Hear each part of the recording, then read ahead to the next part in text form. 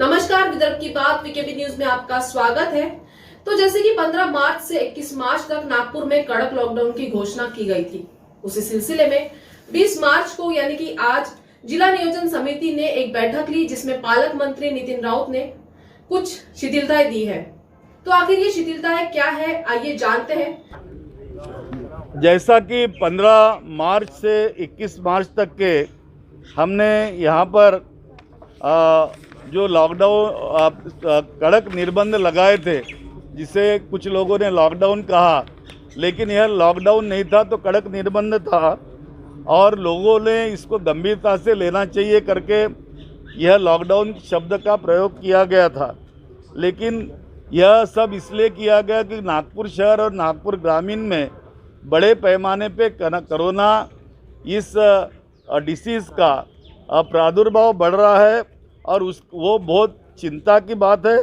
इसलिए आज मैंने खासदार, आमदार, नगर सेवक और जिला परिषद महापौर जी, जिला परिषद अध्यक्ष, इन सबसे मुलाकात की, बातचीत की और बातचीत के साथ साथ व्यापारी संगठन जितने हैं उनसे भी वीसी द्वारा मैंने चर्चा की है।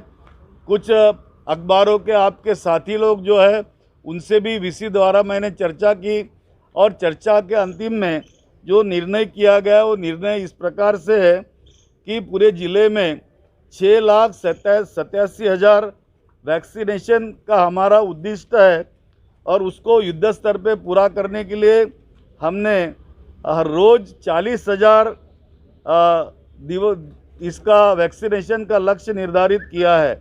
और शहर और ग्रामीण में जितने सेंटर्स है वो सेंटर्स हम बढ़ाने वाले हैं। ग्रामीण में 150 सेंटर किए जाएंगे और शहर में 150 सेंटर किए जाएंगे और उसमें लोक प्रतिनिधि और सामाजिक संस्थाओं की मदद लेकर हम यह वैक्सीनेशन का काम करेंगे।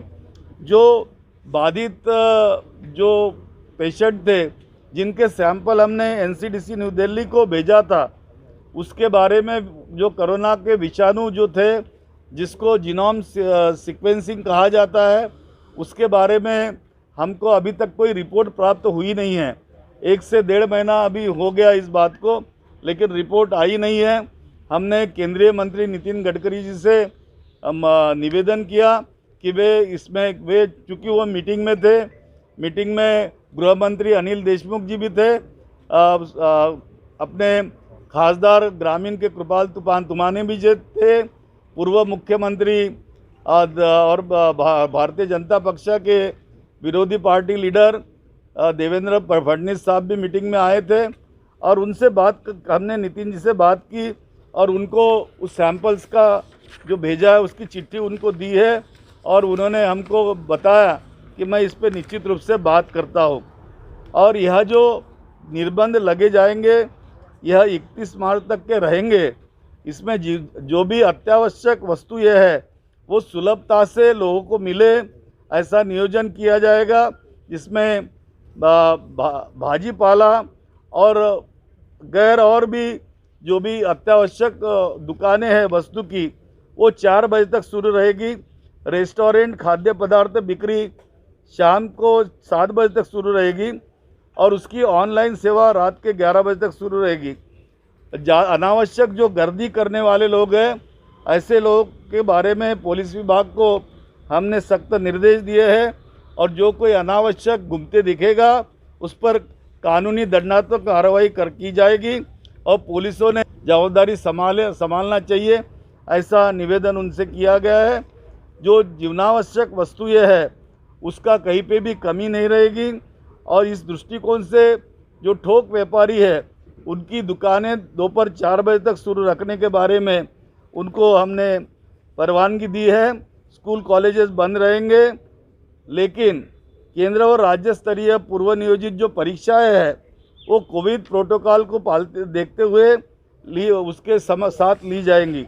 इस प्रकार का निर्णय हमने किया और ये करते वक्त मैं आपको बता दूं कि शिथिलता जो इसके निर्बंध के बारे में जो की जाती है उसका महानगर पालिका आयुक्त स्वतंत्र रूप से और जिलाधिकारी स्वतंत्र रूप से मार्गदर्शक सूचनाएं प्रसारित करेंगे। परिस्थिति बहुत गंभीर है और बहुत विकट है। तथापि उस पर लॉकडाउन कोई इलाज नहीं है, ये मैं बार बार कह रहा हूँ, सम्माननीय प्रदेश के मुख्यमंत्री भी कह रहे हैं।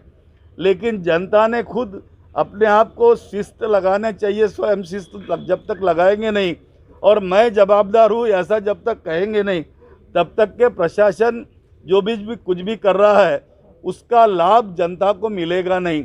हमारी प्रायोरिटी जनता की जान बचानी है, इसलिए जो भी प्रशासन निर्बंध लागू करेंगी उसके लिए आप नागपुर कर जनता हमें सहकार्य करे, ऐसे पालक मंत्री इस नाते से मैं उसको निवेदन करता हूँ। खुले रहेंगे क्या? तो अब हम सीधा जुड़ते हैं हमारे संवाददाता मुकेश हेड़ाऊ से, जो इस वक्त हमसे जुड़े हुए हैं।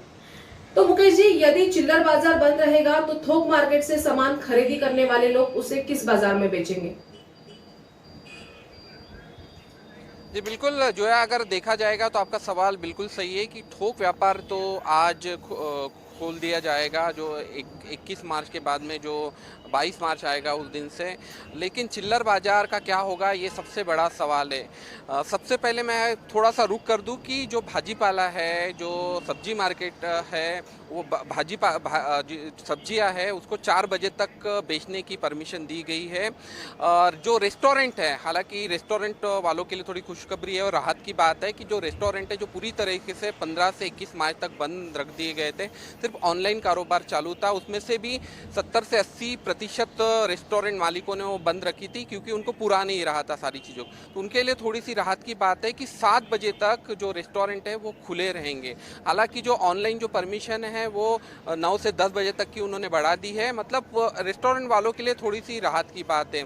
वही अगर थोक व्यापार की अगर बात की जाए कि तो थोक व्यापार में जो जो चीज़ें आती है उसको 4 बजे तक खुला रखने की परमिशन दी गई है और वही खाद्य पदार्थ इसके साथ शुरू रहेंगे। तो अपने आप में एक कश्मकश में डालने वाला थोड़ा सा निर्बंध है, हम बोलेंगे इसको, जो कड़क जो नियम जो लगाए गए हैं फिर से वो कश्मकश में डालने वाला नियम इसलिए हम कहेंगे क्योंकि अगर पब्लिक अगर रास्ते पर निकलती है, सड़क पर भीड़ करती है, तो शायद वो बोल सकती है कि हम रेस्टोरेंट में जा रहे हैं या कुछ खाना खाने के लिए जा रहे हैं। लेकिन सबसे बड़ी चिंता की बात ये रहेगी पुलिस प्रशासन के लिए, महानगर पालिका प्रशासन के लिए, एनडीएस टीम के लिए कि रेस्टोरेंट में भीड़ ना हो जाए।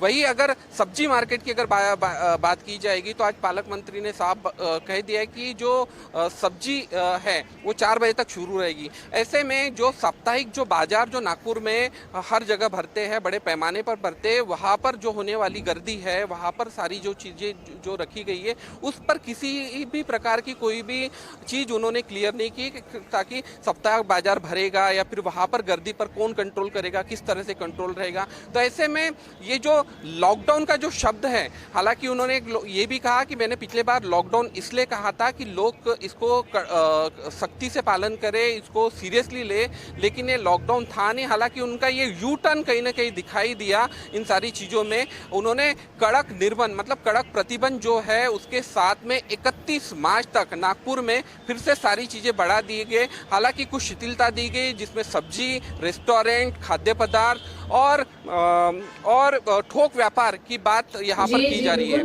जो है। लेकिन गरीब मजदूर वर्ग के रोजगार पर इसका क्या असर पड़ेगा मुकेश जी? जी बिल्कुल सही बात है। पिछले 1 से 1.5 हफ्ते से ये सारी चीज़ें हमारे सामने खड़ी हो रही है और कई लोगों के हमको फ़ोन आ रहे हैं। हालांकि कुछ रोजगार से प्रभावित परिवार की कहानियां भी हमने चलाई कि किस तरह से उनके रोजगार से वो बंद है, जिसके कारण उनका जीवन जो प्रभावित हुआ है, जो परेशानियों का उनको सामना करना पड़ा है, लॉकडाउन का उनको सामना करना पड़ा था, जो कड़क नियम लगाए गए थे उनका सामना करना पड़ा था। तो उससे जो परेशानी की बात जो हमने बताई थी वो सारी चीज़ें हमने रखी थी। वही सबसे बड़ी अगर बात की जाएगी तो इसमें व्यापारी वर्ग आता है। व्यापारी वर्ग की अगर बात की जाएगी तो व्यापारी वर्ग जब एनवीसीसी से, Nag Vidarbha chamber of commerce से हमारी जब बात हुई तो उन्होंने साफ शब्दों में कह दिया था कि आखिर ये जो अगर आगे में व्यापारियों को राहत नहीं देते या फिर व्यापार में इस जो उन्होंने भी लॉकडाउन शब्द का उपयोग किया कि ये फिर से बढ़ाया जाता है तो व्यापारी वर्ग कतई इसको स्वीकार नहीं करेगा। मतलब आप इसके मायने समझ लीजिए कि व्यापारी वर्ग अभी सड़क पर उतरने के लिए तैयार है, लेकिन अपनी दुकानदारी और बाकी की चीज़ें बंद करने के लिए तैयार नहीं है। उन्होंने साफ शब्दों में कहा कि जिस तरह से जो पिछला जो एक हफ्ते का जो समय बीता है, जिसमें काफ़ी बड़ा व्यापार प्रभावित हुआ है, करीब नागपुर में 1200 करोड़ का नुकसान हुआ है, कई सारी चीज़ें जो व्यापारी वर्ग के सामने आई थी, जिसमें रोजगार भी प्रभावित हुए। कुछ जो व्यापारी वर्ग के पास में जो कर्मचारी थे या फिर जो मजदूर जो काम करते थे, जिससे वो रोजाना गुजारा बसेरा कर लेते थे, वो भी प्रभावित हुआ है। तो ये अपने आप में एक बहुत बड़ी बात है कि एनवीसीसी के पदाधिकारियों ने, अश्विन मेहाड़िया ने खुद कहा है वीकेबी न्यूज से कि वो अभी मानने के लिए तैयार नहीं है। और आज वीडियो कॉन्फ्रेंसिंग के जरिए वो उन्होंने व्यापारियों की बैठक ली और करीब 150 व्यापारी लोगों ने इसको समर्थन दिया है और वो पूरी तरीके से एनवीसीसी के बैनर तले सड़क पर उतरने के लिए तैयार है। मतलब शायद सोमवार को हमको देखने को मिल सकता है यहाँ पर कि शायद व्यापारी वर्ग भी इससे कहीं न कहीं नाखुश दिखाई दिया। लेकिन नए नियमों की सख्ती में और क्या क्या प्रतिबंध है, मतलब और इसमें क्या राहत मिलेगी?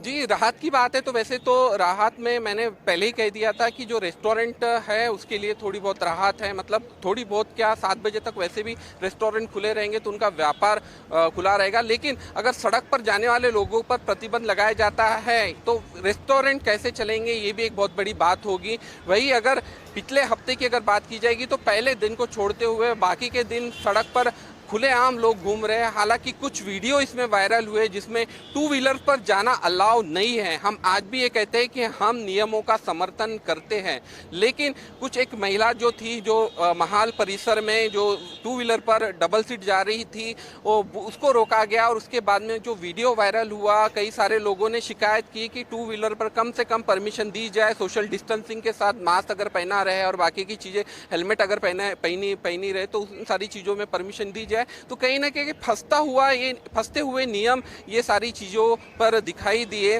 वही अगर थोड़ी बहुत राहत की अगर बात हो जाएगी तो थोड़ा जो पुलिस का जो कड़क जो प्रतिबंध जो लगाने वाले थे, जिस तरह से पुलिस आयुक्त ने कहा था 14 मार्च को कि जो सड़क पर घूमेगा या फिर बेवजह घूमेगा उस पर हम कड़ाई से उसकी ये करेंगे, उस पर नियम लागू करेंगे या फिर उसको फाइन करेंगे। इन सारी चीज़ों को देखते हुए वो सारी चीज़ें देखी नहीं गई। हालांकि वो थोड़ी राहत की बात थी वो सारी चीज़ों को देखते हुए, लेकिन जो राहत की बात है तो अभी तो मैं यही कहूँगा कि जो सब्जी विक्रेता है उनके लिए थोड़ी राहत की बात है, क्योंकि 4 बजे तक वो बेच सकते हैं। हालांकि हम आज भी ये कहेंगे कि गर्दी वो अपने जो ठेले हैं या फिर जहाँ पर वो बेचते हैं, जिस जगह बेचते हैं वहाँ पर नियमों का पालन करते ही करें, सोशल डिस्टेंसिंग का पालन करते हुए करें। और वही रेस्टोरेंट की भी अगर बात की जाएगी तो रेस्टोरेंट मालिकों को भी हम ये सलाह देंगे कि वो भी जो व्यापार जो उनको अगर करना है, रेस्टोरेंट में कुछ लोगों को करना है तो 50% के लोगों के साथ लेकर करें, ताकि होटल में ज़्यादा गर्दी ना हो, जिसका खामियाजा शायद लोगों को ना भुगतना पड़े। यही अगर थोक व्यापार की अगर बात की जाएगी तो व्यापारियों की तो बातें जो है वो एनवीसीसी की, हमने आपको बताई कि एनवीसीसी पूरे सड़क पर उतरने के लिए तैयार है और कहीं ना कहीं नाराज है इन सारी चीज़ों से। तो अपने आप में ये जो कड़क जो प्रतिबंध लगाए गए हैं, जो 31 मार्च तक लगाए गए, जिसमें सिर्फ शिथिलता सब्जी, रेस्टोरेंट, खाद्य पदार्थ और जो थोक व्यापार है उन्हीं को दी गई है। बाकी जैसा था वैसे ही रहेगा बंद, ये उन्होंने कहा है। बहुत बहुत शुक्रिया आपका हमसे जुड़ने के लिए, इतनी जानकारियां देने के लिए। तो ये रही अपनी नई शिथिलता है, नए कायदे जो डॉक्टर नितिन राउत द्वारा लगाए गए हैं। अभी देखते हैं आगे व्यापारियों का क्या कदम होगा इस नए कानून पर। तो लॉकडाउन की खबरों में आज इतना ही। आपसे फिर मुलाकात होगी, तब तक बने रहिए वीकेबी न्यूज के साथ। नमस्कार।